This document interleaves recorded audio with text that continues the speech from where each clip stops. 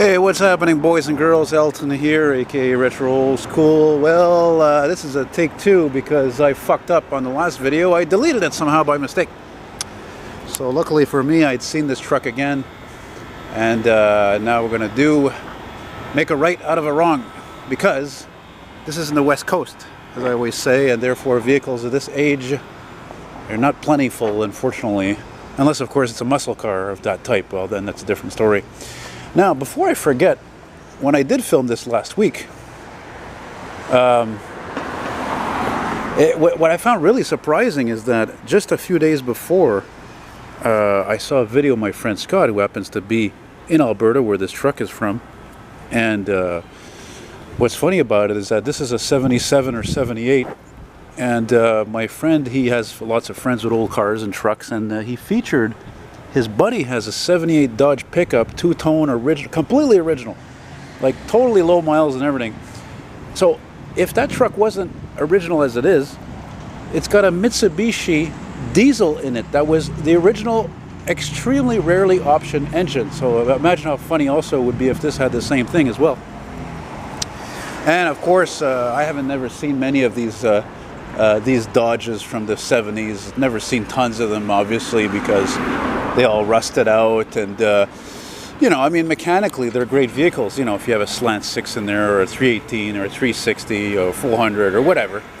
But again, I mean, here the amount of salt that's put on the roads is just, it's a miracle if anything is preserved and kept around for a while, you know. And of course, the only thing is, I'm not crazy about this thing, which, by the way, I'm pretty sure this might have been an ex-tow truck, because it's a medium duty. It's got the larger wheels and tires like a heavy truck. It's got this rear area here which totally looks like it was a tow truck. This whole part here, you know. And but what I don't like about it, and I think the guy who bought it probably bought it cheap, because it's got the old, you know, paint the bottom black here, the doors and the rocker panels so that the rust doesn't show, and the front grille is painted black, and the bumper is painted black, and it's just, ugh, with the white, it's, ugh. You know, but again, there's potential. There's a lot of potential with a truck like that. Out there, any rust that old vehicles have, compared to how things rust over here in the Rust Belt in the Northeast, it's practically minimal. It's all repairable. I mean, my friend Scott at his channel, Cold War Motors, check it out, his channel, Cold War Motors. He's got plenty of what he buys lawn ornaments, you know, vehicles that he buys, and for fun, him and his buddies, they get it running. And they just sit there because it would cost way too much money or time to repair, to restore, even though they are restorable, actually. But again, you got to do a lot of floor repair and framework and all that shit, you know. But look at the original upholstery, man. That's another thing I noticed too. Look at the red door panels right there. This truck was red before. Come to think of it, now that I think of it, maybe it wasn't a tow truck, actually, because tow trucks don't have actually, no, they can have a pretty long life, come to think of it. But the fact that this truck was red originally, it could have even been with a fire department at some small town, because Jesus Christ, everybody's coming out of right way here.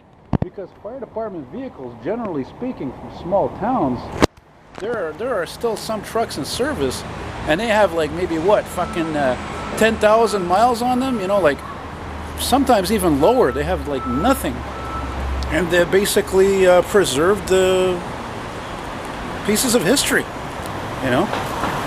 So there's another small town advantage there, you know. And you got your, by the way, your wide load type of mirrors there for trailers, and then you got your roof rack lights. Actually, come to think of it, those large mirrors there in the roof rack, and over here the roof rack, the roof lights, and this over here makes me think this actually might have been hauled, had a fifth wheel on it, I think, right here, which is what you call a fifth wheel. They put that there so that there's the trailer that hooks up on there, and it's probably used to haul some horsies. It would have been better, of course, ideally, to film this thing in the sun. The white would have looked better, and of course the other way around.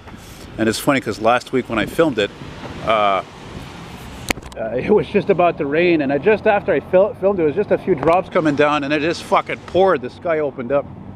But anyway, again, I'm happy to bring that again, and it would be cool one day to find out what the engine in that is. If maybe the owner will see it. C'est quelle sorte de moteur que t'as là-dedans, la 360, 400, etc., etc. So thanks for watching, and there's a little fake boat with a vintage restaurant, yoo-hoo, and some palm trees. And yeah, take care. Thanks for watching. Adios. Bye-bye.